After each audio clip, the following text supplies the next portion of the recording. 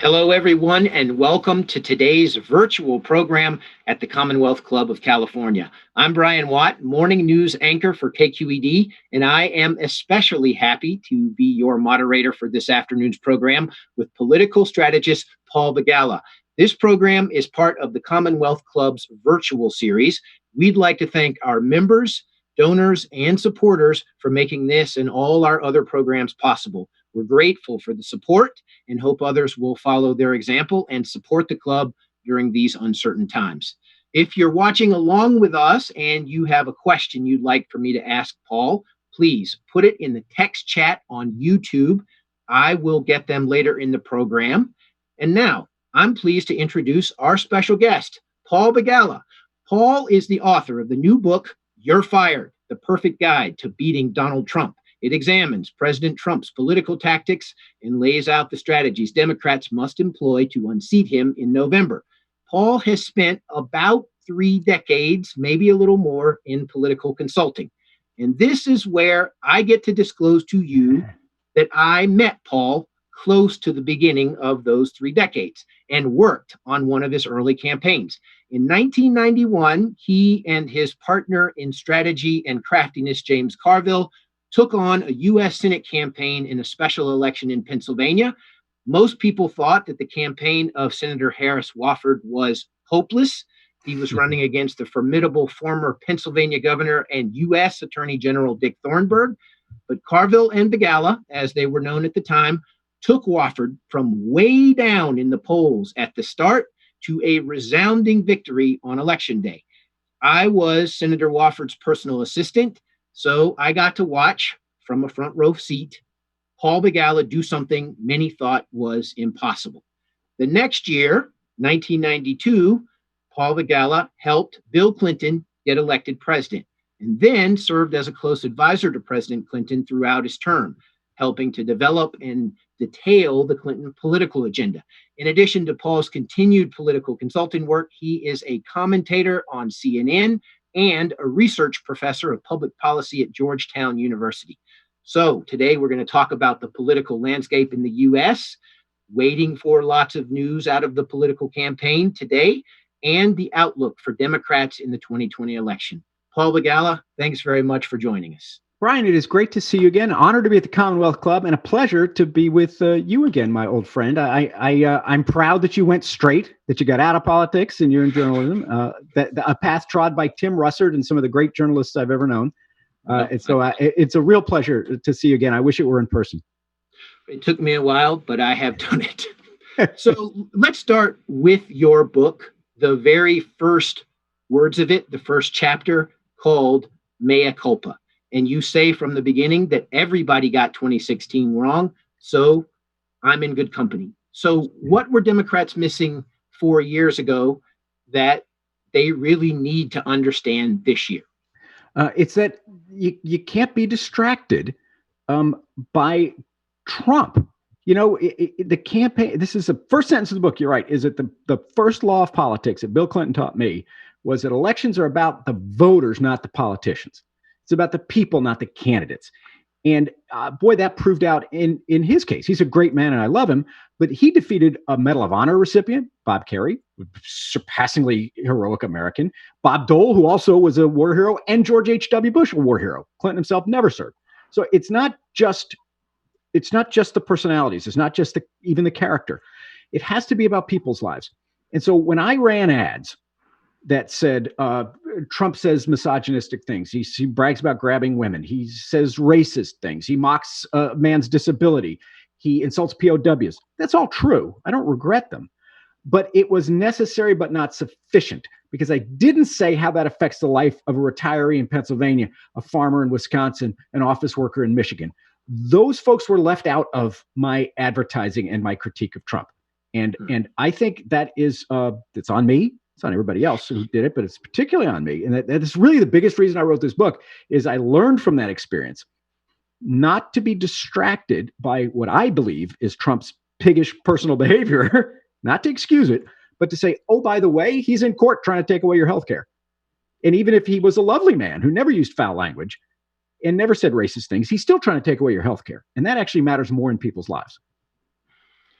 The thing that's mattering in most of our lives right now, and you mentioned healthcare, is the coronavirus. That is the entire second chapter of your book. And you spend a very, very thorough chapter laying out how the federal government could have been prepared for the coronavirus. How important is this context to voters? I think it's enormously important. Nobody, no sensible person blames Donald Trump for the virus. Viruses happen.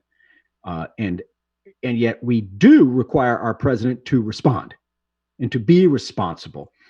And, we went through this in the Obama presidency twice. First, we had the swine flu. A lot of people feel like we didn't handle it very well. I think even President Obama would tell you we didn't handle it very well. It was the first year of his term. Things were falling apart on the economy. We're engaged in 2 wars that were not going well. But again, that's on us as a country, as a government. But they learned from that. So by the time 2014 comes around, Obama's been president now for 5 years. Ebola arises, and he snaps to it. He dispatches teams from the army into Central Africa. They isolate the virus. They treat the victims. There were only 4 cases of Ebola in America, 1 death. It's a horrible disease, but the pandemic was contained. It didn't become a pandemic because America acted.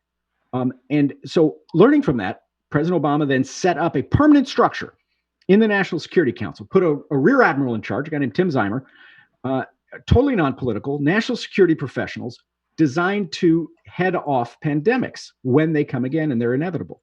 He also created lots of funding in the Centers for Disease Control to forward deploy American scientists and doctors all around the world. They're in 30 countries. So we were prepared. And for reasons I cannot fathom, and I guess I don't need to know why, I just need to know what, President Trump took office, he dismantled that infrastructure. Perhaps because it was Obama's, who cares? But it was effective. It was working. He fired Admiral Zeimer. He fired everybody in the pandemic response unit. He cut the funding for the CDC's pandemic response by 80%. And one of the countries they had to pull out of was China.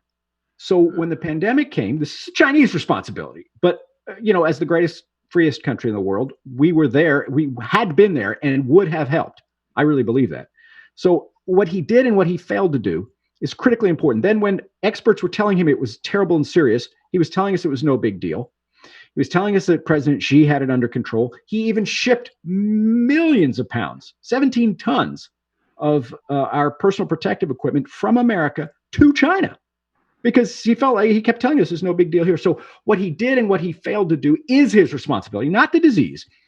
But there is a reason why we've had more deaths than any other country on earth. We have 4% of the world's population. We have the wealthiest country. We have the best public health infrastructure. And yet we have 25% of all the deaths. That's on our government. That is why we pay taxes. And I think people should hold that against Mr. Trump, not the existence of the disease. And do you feel like that should be part of the political strategy as these last months of the campaign go? Because I read some articles about all that you just laid out, but I feel like just in the news cycle, in just the crazy world that we live in now, people might forget that, or it might not occur to them. But that's the job of a campaign. Your job as a newsman is to tell us what's new. So something that happened a couple of years ago, I really don't fault you or my colleagues at CNN. They can't repeat every day, 3 years ago, Trump fired the pandemic response unit. That's not your job as a journalist. That's a campaign's job. And Joe Biden is very well positioned to carry that argument because you know who Obama's Ebola czar was, who shut down that pandemic? Ron Klain, Joe Biden's chief of staff. So Joe knows personally the steps that he and President Obama took and that his chief of staff, Ron Klain, took to squelch that pandemic. So Joe needs to take that case to the American people. I think he's doing a good job of it, but I think it's been really important for the campaign to prosecute not just, oh, things are bad, fire the president, but to explain to folks why, and it breaks my heart, honestly, to say this, 160,000 people are dead. We're going to lose 50 people during this broadcast. And it doesn't have to be that way. Other countries, broad, diverse, complicated countries like India, like New Zealand, like Canada, they're handling this very well. And when I compare ourselves to countries that I think are less wealthy and powerful than we are, and they're doing a better job, that means that the government is not serving us right. And that means the president's not doing his job. And Joe needs to say that. Let me get a question from the audience in here. It's a little bit of a topic change, but still, this really is about the campaign that's underway. One audience member wants to know, are messages from the Lincoln Project and other groups, a little outside campaigns, swaying Trump voters, in your opinion? I think they are. Brian. And the guys and gals at the Lincoln Project are fantastic. This has been surreal for me because I've spent my career fighting against George Conway, Steve Schmidt, John Weaver, the people. Tara Setmeyer is a pal of mine from CNN. She's a conservative Republican. They're all now in the Lincoln Project. And so now I'm essentially, arguing the same case, but they argue it in a very different way. It's been very instructive for me to learn from them.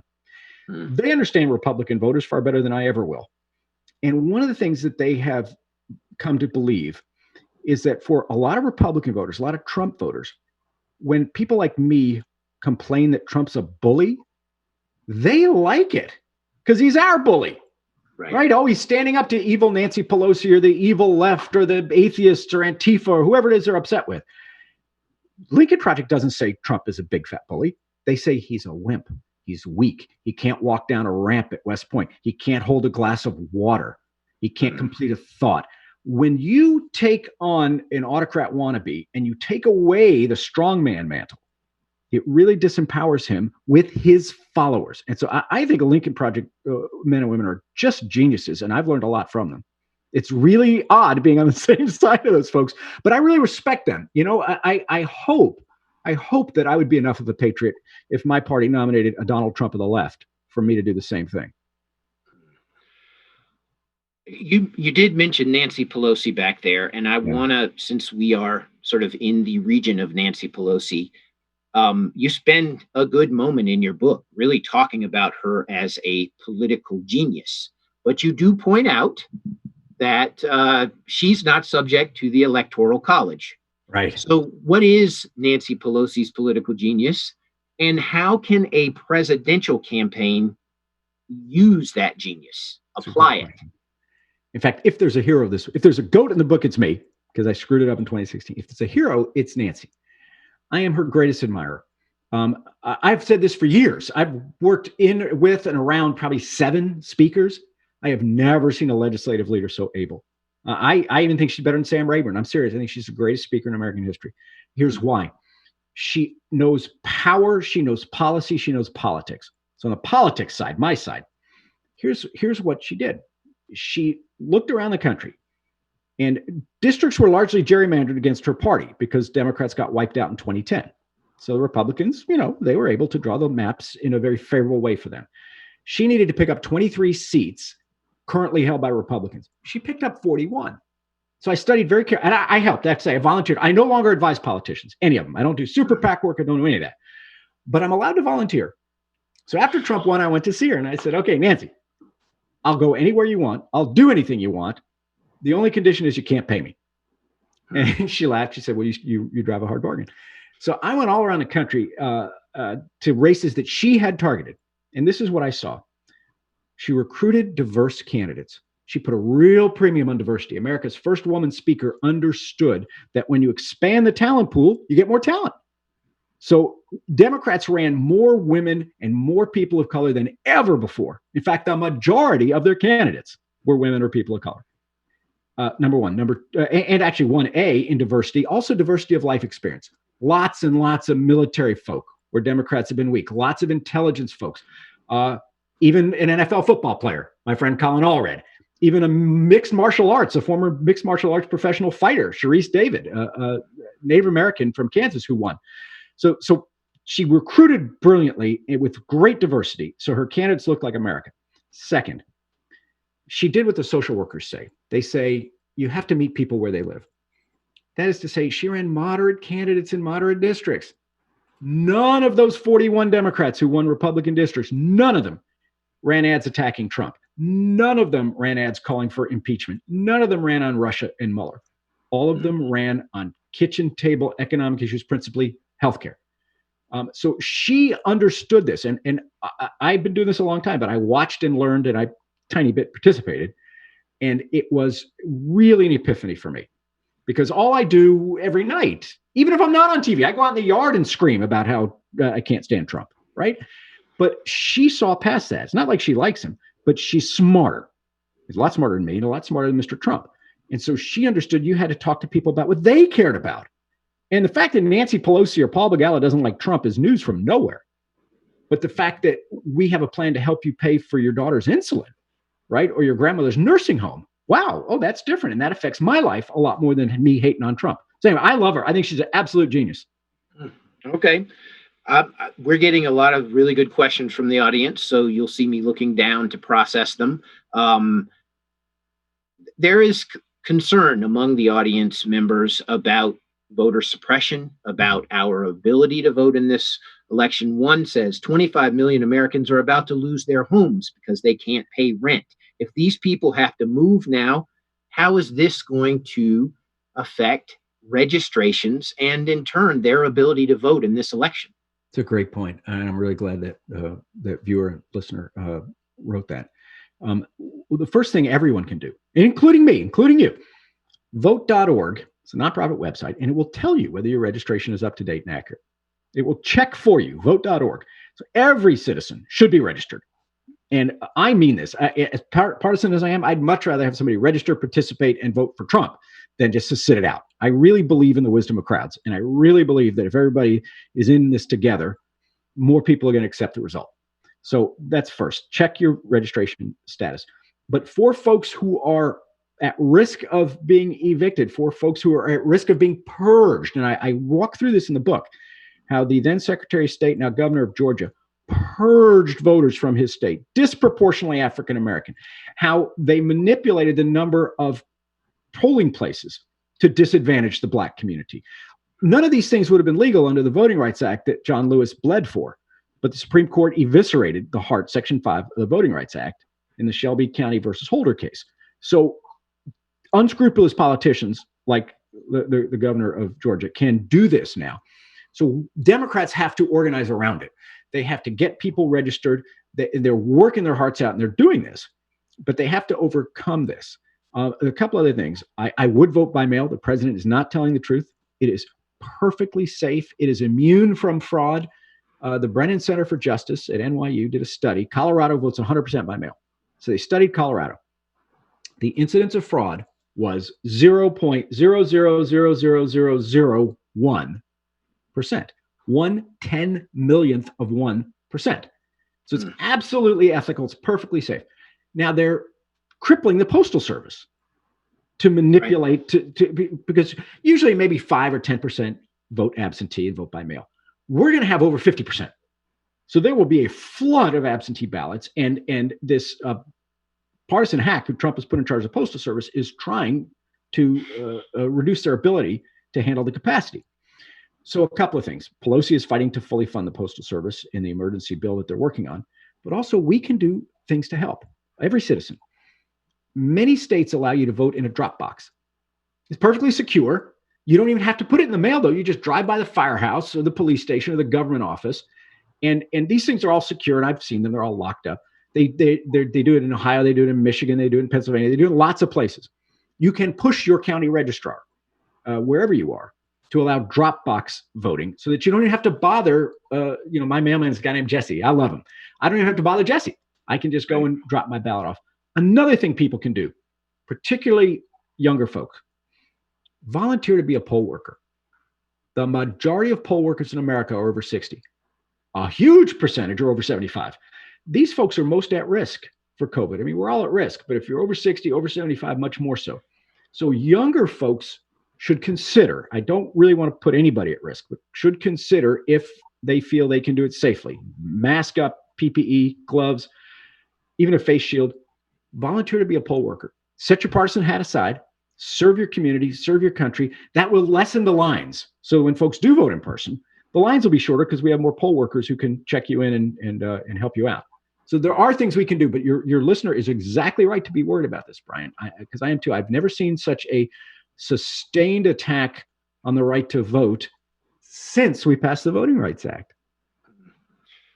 You have me remembering as a journalist going to early voting polling places, the big county registrar building in Los Angeles County for the first time Obama ran for president. Just lines and lines to a point where they had to put tents up outside to make sure people didn't get hot. Are you expecting this kind of participation in this election, even under the circumstances that we're under with COVID-19? I am. It'll be both in person and by mail. And sadly, because Trump has politicized this, the in-person voters are much more likely to be Trump supporters. The mail-in voters are much likely to be Biden supporters. And that's because when Trump says vote by mail is fraudulent, except in Florida, it's like, that's so nutty, so insulting to the intelligence of voters. But a lot of his voters used to vote by mail. I know, I talked to a Republican strategist this morning. He's tearing his hair out. He's like, we used to bank senior citizen Republicans in the vote by mail program. And now Trump is undermining it. That's why he switched and said, well, but Florida's okay. So they're terribly worried. But I do think there will be a surge. We certainly saw it in 2018, pre-COVID. Pelosi's Democrats got the largest turnout in a midterm election since women got the right to vote a century ago. They're doing something, Democrats, to motivate voters and to bring them out. It's going to be harder with COVID. It really is. But that's why I want all of these changes, right? Vote by mail or vote in a drop box. Or if you're healthy, go ahead and participate as a poll worker. Some states, my beloved Texas, where I grew up, they have early voting for something like 2 weeks before the election. That's great. I love that. So if you can vote early, if you can vote by mail, if you can vote at a drop box, take some of the pressure off the system and the fear of getting the virus away from yourself. All right, let's talk about the development in the campaign that we are all waiting for at the moment of this Zoomcast, the running mate. Which person, how do you think about selecting a route? Rather than put you on the spot right here, I will in a minute, but let's start with how do you think about picking a running mate based on what you say in the book, based on the way you need to campaign this time around if you want to beat Donald Trump? Well, the way I view it is completely different because of my experience with Bill Clinton. When he was running, I was in the room when it happened. And I, as you know, was pushing our old friend and former boss, Harris Wofford. Harris, from a conventional political strategist point of view, was the perfect running mate for Bill Clinton. Keep in mind, Clinton was barely 45. So Clinton was young, Harris was older. Clinton was Southern, Harris was from the Northeast. Clinton was Baptist, Harris was Catholic. Clinton was domestic, Harris had lived in Africa and India, had vast international experience. Clinton was a moderate. Harris was from the liberal wing of the party. He'd worked for JFK, he'd worked for Dr. Martin Luther King Jr. It was a perfect match. And, Clinton interviewed Harris and liked him enormously. He already knew him, but liked him enormously, read his book. And he was definitely on the short list. But he interviewed Al Gore, someone with whom he didn't have much of a relationship at the time. They had been two very similar New Democrats in the Sun Belt, circling each other warily. Gore came in and just blew him out of the water with the interview. And he left, and Clinton's like, that's who I'm going to pick. So I'm still thinking about Harris. I was like, well, come on, governor. What does he add? What does he bring? He's from the same region. He's the same religion. He's the same age. He's the same ideology. And he interrupted me. He said, Paulie, I might die. And I thought, oh, dear. And Joe has been through this even more intimately than me. Right. And what a good president is thinking of, and this is what I guarantee you Joe is thinking of, certainly what President Obama was thinking of. By the way, it was what Bush was thinking of. He didn't pick Dick Cheney for his animal magnetism, or Wyoming's 3 electoral votes. He wanted a governing partner. And that's, I think, what Joe's going to do. He's going to say, God forbid if I die, who can step in? And God willing, if I live, who's going to be my governing partner the way he was for President Obama? And those two worked so well together. And it was really a really amazing thing. And those two families are like family, are like one family. So that's what Joe is looking for. I can't peer into his soul and see that. I just don't know. I know you have a personal. I represent an audience member here. I'm right. It's no longer me trying to put you on the spot, but I have to represent someone listening or watching this and say, is there someone you think Biden should pick? It all depends on the chemistry, honestly. And I'm sorry to dodge. As a political strategist, I no longer believe that you need regional balance or any of that nonsense. I believe that whoever he picks, the party will rally around. Good Lord, the man won 45 primaries and caucuses, 45. So he has a dominant position in the party. The most important Democrat who's not named Biden is Jim Clyburn, Congressman of South Carolina, legendary figure who really did deliver that nomination to Joe. Joe was faltering. He was failing. He badly stumbled in Iowa, badly lost New Hampshire. Congressman Clyburn in South Carolina stepped in, lifted him up, and delivered him a landslide in the most important state, the first state with people of color voting. And that's what launched Joe. And believe me, Joe knows that. So I was very intrigued when Congressman Clyburn this week said this. He said, I don't really care if he picks a black woman for the ticket. I want a black woman on the Supreme Court. Yeah, Jim Clyburn knows power, right? He knows politics. He's a genius. And by golly, I listen to that. Of course, right away, I'm for Michelle Obama for Supreme Court. I'll go on a limb on that. She would be my first, second, and third choice. She's brilliant. She's charming. She would get 9-0 votes on everything because she's impossible not to love and admire. But for the ticket, I think Mr. Clyburn's right. Whoever he picks, we'll all rally around. I want to go back to your book because, one of the things you're great at is really running the numbers. And you gave us some staggering numbers in this book about earned media, this thing in politics called earned media, which is not the media that you buy political ads to get, but just the kind of coverage and exposure that you get via the news. Trump is very, very good at this. How can Team Biden compete with that? Right. They can't. Because even when he wasn't president, when he was just a reality show host, Donald Trump got more earned media than all the other candidates for president combined. And that includes Hillary Clinton, arguably the most famous woman in the world.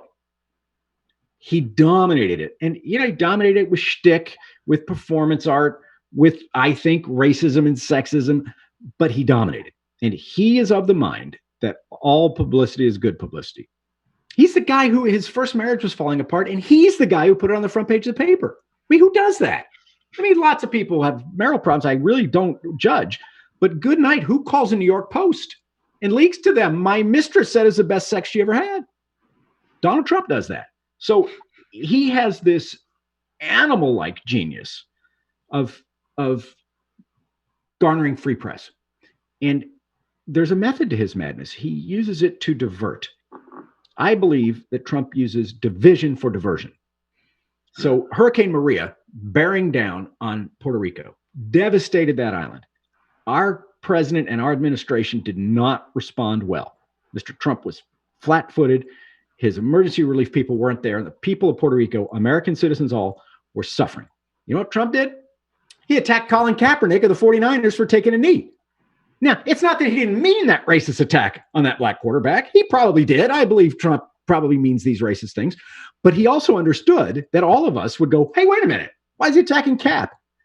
And take our eyes off of millions of Puerto Ricans, literally without power, metaphorically or literally. And it worked. So Democrats have to be aware of that. And I think what they need to do, and this is what Biden needs to do, he needs to, particularly on the attacks, when he says, oh, your son's a horrible person, Joe needs to not defend his family. He needs to defend yours. He should say that. Look, my family's going to be fine. My son is great. My goodness, he got an Ivy League degree and he's been on various corporate boards and he's a very successful lawyer. So he'll be fine no matter what. So don't worry about my family. Worry about yours. Donald Trump is attacking my family because he won't defend yours. And that's the way to turn it. That's what Obama used to do. That's what Clinton used to do. That's what the greats do. They don't answer in a literal, linear way. They say, he's attacked, like they hold it up. They objectify it and they say, okay, here's this attack. Why do you think he's doing this? Do you think he really cares? By the way, if anybody cares about the children of politicians engaging in corrupt practices, I don't really think it would be Mr. Trump, whose children are making millions of dollars off foreign governments and the federal government as he's president. So it's not that. It's that he wants to divert from the fact that he's in court right now trying to take away your protections for pre-existing conditions. That's, I think, the way Joe needs to respond to this. And do you feel like Joe Biden, as a candidate who is known for his empathy, this is the part that I think campaign people like you who would be looking most forward to, is just the trail, being out there with the voters. This go round, the campaign is not going to be run that way because of COVID. Is there a chance for Biden to break through with this strategy? It's a great point, Brian. It's so much harder. I mean, look, how many times I've already said, I wish I was there in person, right? There's nothing like person to person. And Joe Biden is a superior person to person politician because he makes contact, because he actually cares, because he has that deep wellspring of empathy that you spoke of. So when you take that away from him, you really cost Joe a lot. At the same time, Trump is a particularly gifted performer. He's really good at these big rallies. Now, people like me may not like them, but his folks love him. It's like their version of the Super Bowl and the Disney World and a Grateful Dead concert. It's like everybody. So he's lost one of his superpowers too. And so Joe should, I think is, showing his empathy as best he can now, even if it's on Zoom calls or even if it's virtually visiting hospitals. He needs to do that because David Axelrod, the great strategist of President Obama's successful presidency, says, when we fire a president, we want the remedy, not the replica. Mm. So if your problem with Trump's is that he's too narcissistic, which there are some people who think that, empathy is the answer to narcissism.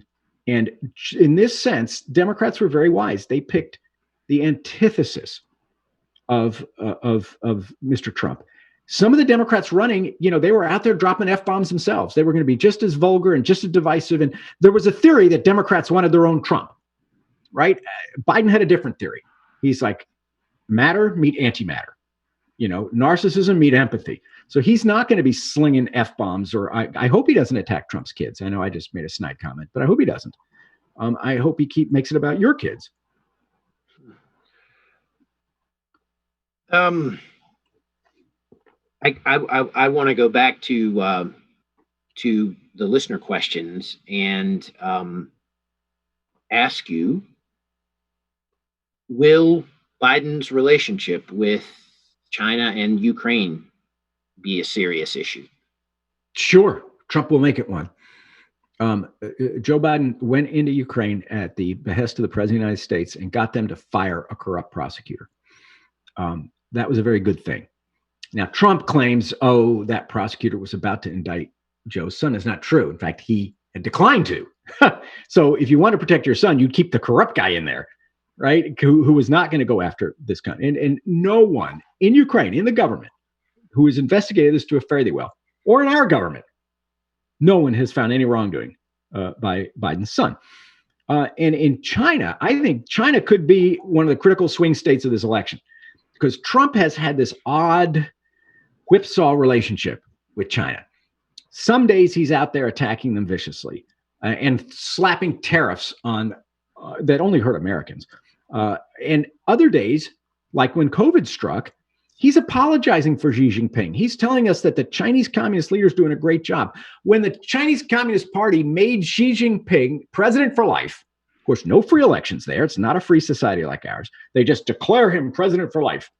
You know what Trump said? He said, I'd like to try that here. Now, can you imagine Ronald Reagan saying that, or JFK, or Barack Obama? I think the communists have a good system. So Joe needs to be on the offense on China. He needs to tell people, as I did earlier in this broadcast, that Trump apologized for Xi Jinping, believed Xi Jinping's lies about COVID, shipped him 17 tons of our personal protective equipment so that our nurses and doctors and EMTs and orderlies and physicians' assistants couldn't have the protections they need. I think he needs, by the way, the Trump family has gotten dozens of trademarks, coveted trademarks from the Chinese Communist government while Trump has been president to protect their intellectual property, but not American companies' intellectual property or other companies' intellectual property. So I think that that's going to be a critical tactical engagement. And I think, I know a lot of the people around Biden are kind of China hawks. And Susan Rice being one of them. I think that's a very good thing. I do think we got to be tough on China. I think Trump's right when he is, but half the time he's not. Half the time he's soft on China. So you mentioned this intellectual property situation. A journalist decides to write a piece about that. May even wind up on CNN on the same split screen with you and a few other people talking about it. President Trump quickly dismisses it as fake news. Right. Is the term fake news as effective? Is it more effective now with Trump voters? Are all of the Trump voters still grabbing this term fake news as a way to look away? Yes, that's a good point. Now, there's a dwindling number of Trump voters. There are a great many of them. Lincoln Project has been central to this. A great many Trump voters have peeled away. But those that remain are deeply distrustful of the media and hateful of the media. We had a guy on CNN, this maybe the first year of Trump's presidency, just a Trump voter, no normal guy. It seemed like a very charming, bright man, who in a focus group that CNN broadcast literally said to our reporter, if Jesus Christ came down from the cross and told me that Donald Trump did something bad, I would say, wait a minute, Jesus, I got to check with Mr. Trump. Okay, that is literally shoot a man on Fifth Avenue category. So he does have folks who will willfully ignore facts, and he feeds that. That's what's so pernicious. He undermines the free press. He undermines the federal judiciary. He undermines free elections. He is, I believe this, he is an autocrat wannabe. And, maybe it's a good thing that he's so inept. The whole Trump presidency has been a match race between stupid and evil. And the autocrat stuff is really evil, but maybe thank goodness he's really stupid. He hadn't fully gotten his arms around it the way Putin has in Russia. But I think it's a terrible problem. No politician likes the press. We bang on you guys all the time, but you have to respect it. There's a reason our founders enshrined it. Very, very first thing, the very, very first amendment. So we have to have a free press. And he's our first president. They all complain. Oh my gosh, you should have heard Clinton behind closed doors. Or any of them. But that's okay. That means you're doing your job. And for this guy to be systematically undermining them, and we're paying the price now. So when an expert like Dr. Fauci comes on CNN and he tells people, wear a mask, millions of Americans have been primed by Trump to say, well, that's a lie. That's fake. And this is where it is literally killing us, that Trump has undermined faith in media and in news and in science. I have gotten a few questions here from the audience about the Electoral College. Should Democrats be making this more of an issue, the Electoral College, and just, I don't even have to say the Electoral College determines the vote, not the popular vote. It determines the result, not the popular vote.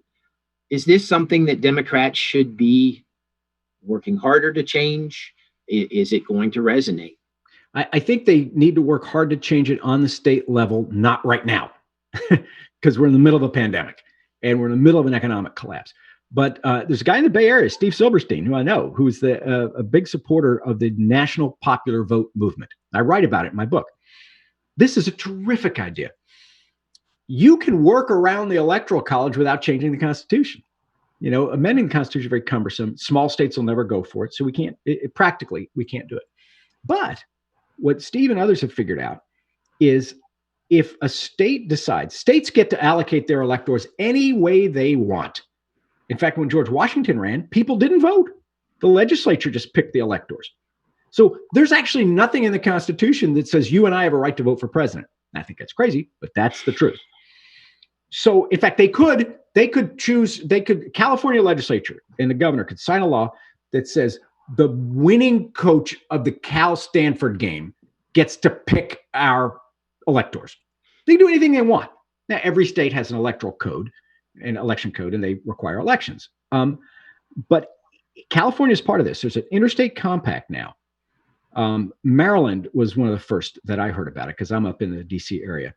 And it's so each state in this compact has passed a law that says if states in the aggregate amounting to 270 all agree, we're not there yet.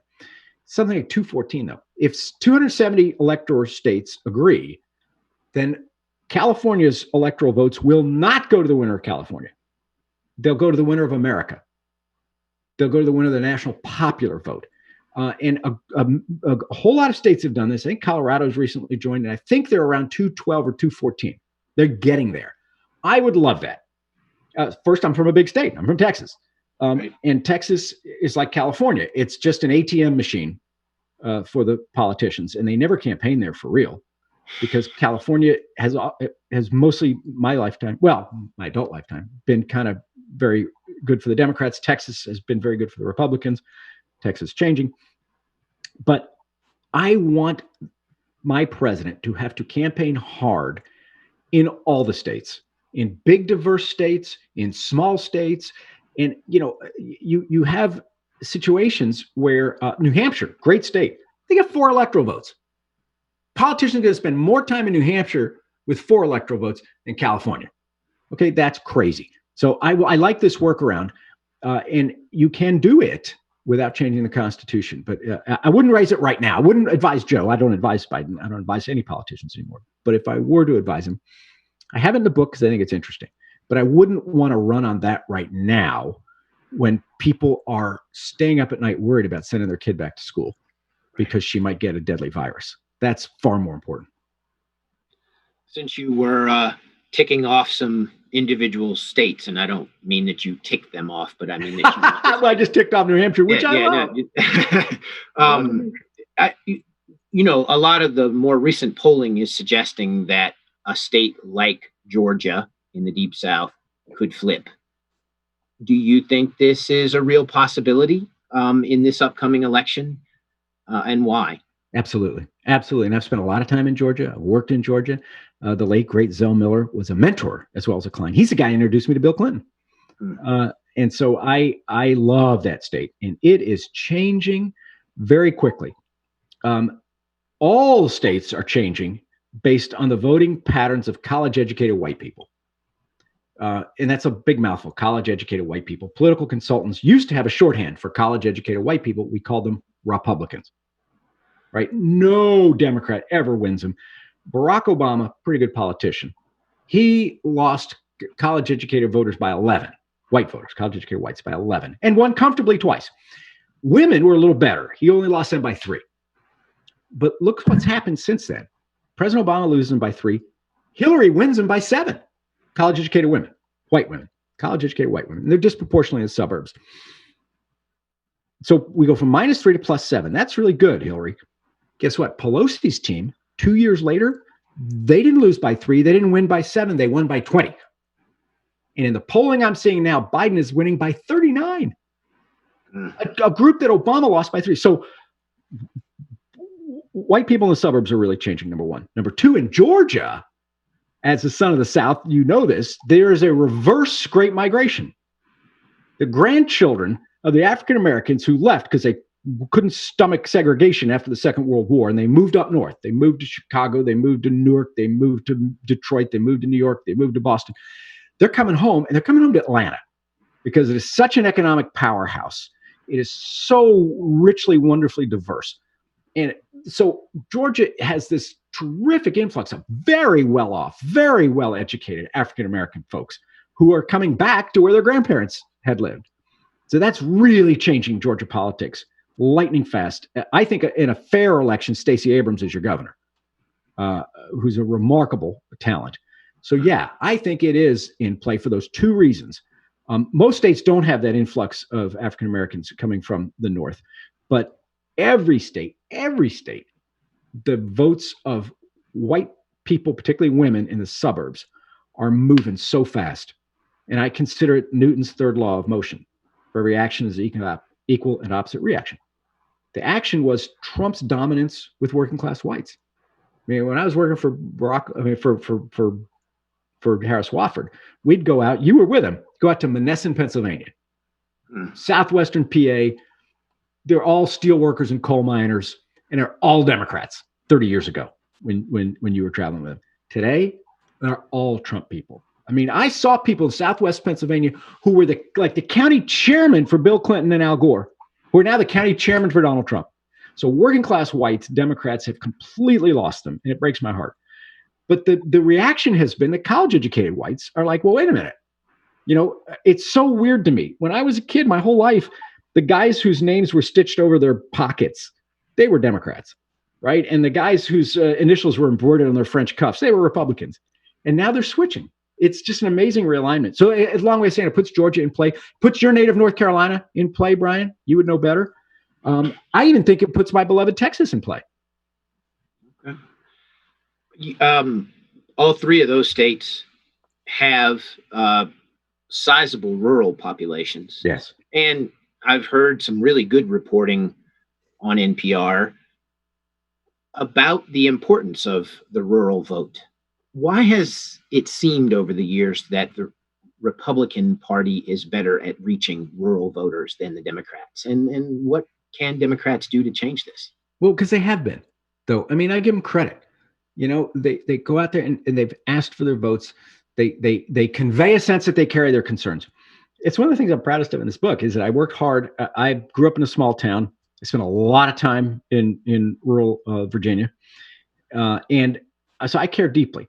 And so I spent a lot of time studying this and looking at this and wrote a chapter on it. And I'm proud to say the first person I sent it to was Willie Nelson.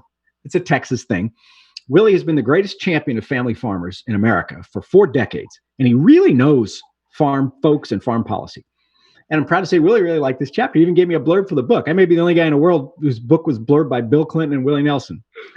Hey, and Paul Miguel, that's what happens. but so what it is first off, there's a great singer-songwriter from Mississippi called Steve Forbert who has a song that says, "You cannot win if you do not play." So Democrats have to show up. And I think we did abandon them first. Second, we have to feel their pain. You know, Diane and I, my wife and I, we just had our 31st wedding anniversary. It was great. We had all the boys. They're all 20-somethings now. We had all the boys. And I'm like, feeling like the wise old man. But I meant this. And I said, boys, here's the secret to a long relationship. It's 3 little words. It's not, I love you. That's like good for prom night. I'm all for I love you. It's, I hear you. And, you know, my wife always says, if a husband's alone in the forest, is he still wrong? And I say, yes. But, you know, so you have to listen in a relationship. And I think Democrats quit listening to rural folks. We had an opioid crisis hit them. It's wiping out every year nearly as many people. The entire Vietnam War killed Americans. 40,000, 45,000 a year. Last year, by the way, was no better with Trump in office. But we have a crisis in rural America. Farm bankruptcies at a record high.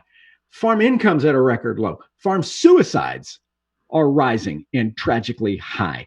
The opioid crisis, you know, this is something Democrats have to feel their pain.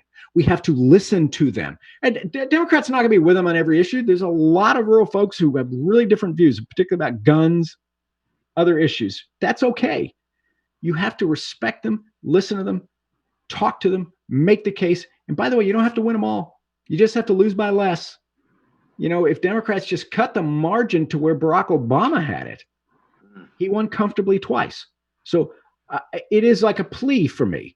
How can the party that built itself on listening, on feeling pain, on reaching out, on diversity, how can they exclude people? And so I'm passionate about this. I think it's a false debate and a stupid one in my party. Do we focus on the base or do we reach out, you know, to the rural areas? You do both. The truth is, but like my friends at Fox News, I really do have friends there. They're forever they're doing it now. Trump feeds this, and I think it's racial. Oh, look at all the cities, and they're run by Democrats, and they're beset with drugs and crime. Oh, really? Go to rural America. They're just as beset by drugs and crime. And they're run by conservatives. So maybe there's real pain, and maybe there's common pain. And Democrats ought to speak to that instead of using it to divide or denigrate. Trump does that. I think Democrats need to try to unite. But I believe they have the same pain as the young people protesting in the streets. And Democrats ought to be listening to that and acting on it. Let's talk a little bit about the young people protesting in the streets. I think about the 1992 campaign that you ran with Bill Clinton. You know, there were some pretty palpable moments of protest during that campaign. You know, this Rodney King situation. How does Joe Biden navigate this moment in American history? Just as a presidential candidate who really needs this vote, and this has got to be part of his power. It is. He begins with empathy, as he does with everything. And I think that's critically important. But it's also critically important that he spent 8 years as an understudy to Barack Obama. Remarkably gifted man. And he watched and learned. I think that's critically important. I think that, again, you have to listen. You have to give voice. And this is very different. Did you know that the vast majority of white people in America support Black Lives Matter? I saw a poll, Brian, 58% of police officers support Black Lives Matter. So it's a consensus position in America. This is different from the civil rights movement in the 60s, right? These kids are really brave, and their parents, the old white guys like me, are listening to them and learning. And like all of us are like woke now, and we should be. And so things that people like me didn't see, didn't feel, because when it's hard to see what you don't live. And I try and have a lot of friends who are very diverse, but this has really been a wonderful epiphany moment for a lot of people. And I think Joe has been a part of that, but he's got to listen and heal. At the same time, I would say these young people, it's very fashionable. I was born in 1961. I'm at the end of the baby boom. It's very fashionable for baby boomers to spit all over these kids. Oh, they're terrible. They're lazy. They're awful. I love them. I absolutely love them. You see, the dedication of the book is to my wife and kids, but I say to you and your generation, you're going to save us. I teach at Georgetown. I have 4 kids in their early 20s and mid 20s. I know hundreds and hundreds and hundreds of these young people. I think that they are going to be the next great generation, the greatest generation. You think about the 60s where people were burning the ROTC building on campus. None of that happening. You think about my generation where I came of age when Reagan was president, and all they wanted to do was make money. And frankly, they were focused on themselves and not on their community. These young people are activists in exactly the way John Lewis wanted them to be. They're not blowing up anything. They're peacefully protesting, and they're registering their sisters and brothers to vote. They're registering their moms and dads to vote. So it's the most patriotic way, the most patriotic thing you can do. We were born from protests like that. And so I really do love these kids. And Joe has to earn their respect and their support. He's actually weaker with young people than I would like. Not as strong as Hillary was, not as strong as Barack was. So he's got to really make the case to them. I think he can. But I am just blown away by these kids. And as I say, I know it's fashionable for the old guys to like look down on them, but I look up to them. Okay. The people watching the news while this discussion has been going on, send me a piece of information that is very relevant. I am being told, because I've been focused solely on you in this moment, that CNN is reporting the vice presidential pick by Joe Biden is Kamala Harris. Wow. Well, they couldn't print it if it wasn't true. That's my network.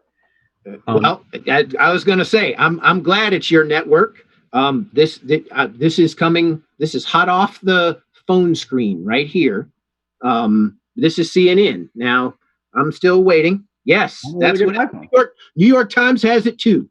We are in the middle. We're actually getting towards the end of this program, but we now have a fresh vice presidential pick. I've got it from the Wow. New York Times and from CNN. So in a way where we can say where we were, what we were doing when Yeah. Vice President Brian Biden. Watt breaking the news for me. All right. I'm a KQED listener anyway, so I just get you on the interwebs, you know. So this is obviously going to be a big deal in California, a big deal here in the Bay Area. But how are you thinking about what Kamala Harris brings to this ticket? Well, first, it is history, and what a wonderful history. I looked it up because I'm an expert. People don't know this. We've had 48 vice presidents, every one of them white, every one of them male. So, maybe it's time. Just to achieve parity, you'd have to have nothing but women until the year 2250. So, and which I'm all for, right? We've had 230 years, my guys, my white men, and some good, some bad. So first off, it's history. And that should be noted. It's really important. When I worked in the White House, Brian, I had a portrait, a big photographic portrait, big, on my wall of Barbara Jordan, who I'd had the honor of meeting, but my wife was one of her students. Barbara was a mentor of my wife's. And I revered her. And I always felt she belonged in the White House. So I put her up in the White House. And when President Obama, Senator Obama was elected, that's who I was thinking. I said that on the air. I said, I'm thinking of Barbara Jordan, who loved America when America didn't love her. And as an African-American, you know that. So for this country finally to be throwing open the doors of opportunities to the Barack Obamas and Kamala Harris's, late, but wonderful. And so that's the first thing is a history. Now, just as a strategist, she's really talented. People should go and look at the tape of her questioning William Barr. William Barr is brilliant. He is brilliant. And she carved him up. Seriously, it was like one of those old tapes of a Mike Tyson fight. It was just, you wanted to stop it. She just destroyed him. She's absolutely brilliant. I think she'll be very effective on the campaign trail. If in fact, again, if CNN's, but I think it's wonderful. I think it's a terrific choice. I couldn't be happier. And I think she would bring a whole lot to the campaign. But also, as we were saying, I think she is clearly the one who has found a rapport with Joe to be the governing partner. I know this. He has said this to a friend of mine. What I want is what I did with Barack. When the door closes, you had the cabinet meeting, the cabinet's divided. And then you take 10 paces, you go in the Oval. You close that door. Who's the one person I want with me? That's what he was for President Obama. That was his standard. It's the highest standard you could set. And God, I couldn't be happier. I had to say, I just think it's a terrific, terrific choice. But this has been a really, really big decision for Vice President Biden. It seems as if it has been more fraught. It might just be the news climate that we live in. In past presidential campaigns, do you remember it being this fraught? Yes, actually. Yes, seriously. It becomes, it's sort of story inflation, right? Too many reporters chasing too few facts. So we inflate it. I think he's handled it wonderfully, respectfully. Nobody's privacy has been breached. I did think it was loathsome. I will say that Ed Rendell, former chairman of my party, was saying bad things. Oh, what did he say? She rubs people the wrong way.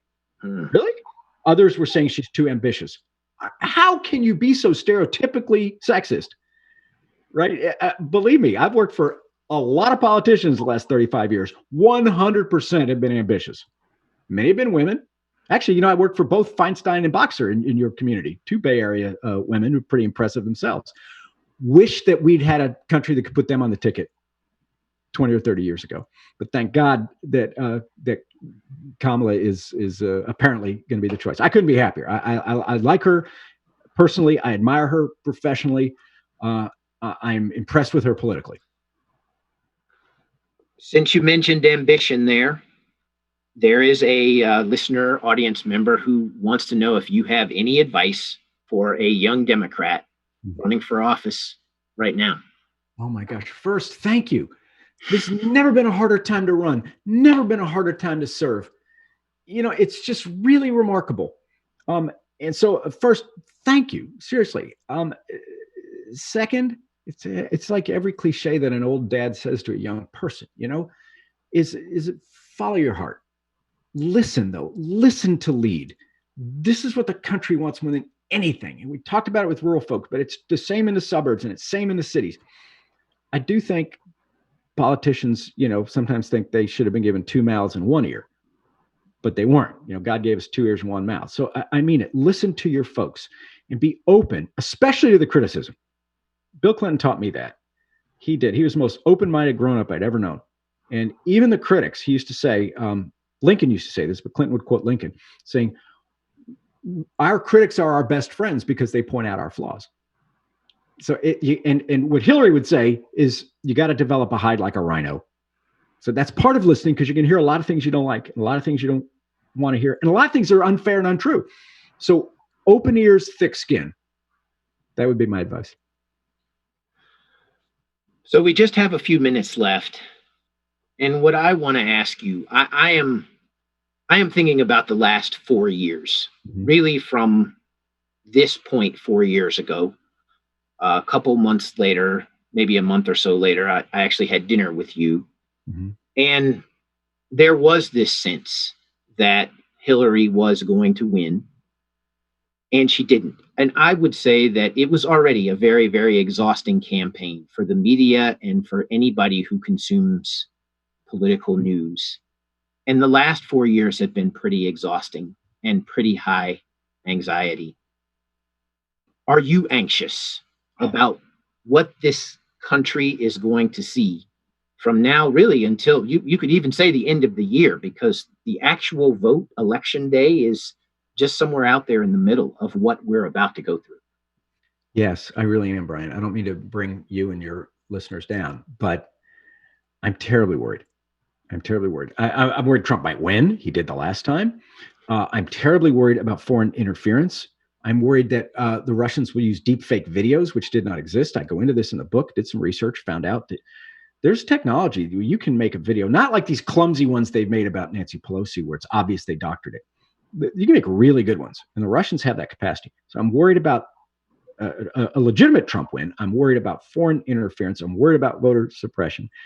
I'm a little worried about overconfidence, which really was a problem the Democrats had last time. Little less this time. I do think that they get it. But I have a friend the other day, a fellow Democrat, who said, "Oh, Joe's got it in the bag." And I was like, man, he didn't even have it in a shopping cart, much less in the bag.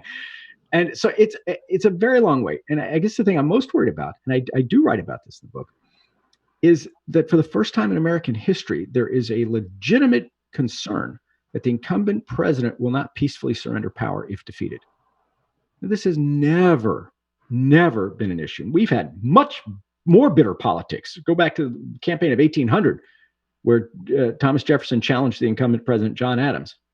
And the Electoral College was locked. It went to the House, and it took days and days and something like 24 ballots. And then finally they chose Jefferson. So we've been through this before, but never. Adams was so angry, I don't think he even attended Jefferson's inauguration. But he did relinquish power peacefully and respectfully. And by the time he died, he became close friends again with Jefferson. But we have a president now who I really am concerned will not relinquish power.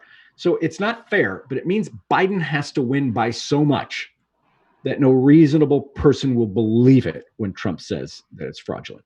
There's only two results in Trump's mind: I win or it's a fraud. That's only, and even when he did win the last time, he said it was a fraud, which is bizarre.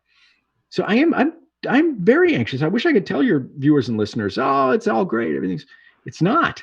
I never, before this Trump era, fully understood what Benjamin Franklin said when they finished drafting the Constitution. He was walking out of Independence Hall, and a woman asked him, "What form of government do we have, Dr. Franklin?" He said, "A republic, ma'am, if you can keep it." And for 12 generations, we've kept it. And this is our time, our turn, and thank God this younger generation will help us to keep it. Paul, thanks a bunch. Thanks for joining the Commonwealth Club. Brian, what a joy. It's so great to see you. And thank you for breaking news. Well, this has been really awesome. I knew I would be somewhere cool when we found out who this pick would be. And here I am with you and a lot of other people with the Commonwealth Club. Paul Begala, the author of You're Fired, political strategist, consultant, crazy mastermind, mad scientist. Thank Thanks very much to our audience for watching and participating live, sending us great questions. If you'd like to watch more programs or support the Commonwealth Club's efforts in making virtual programming, please visit commonwealthclub.org/online. I'm Brian Watt, and now this program of the Commonwealth Club of California is adjourned.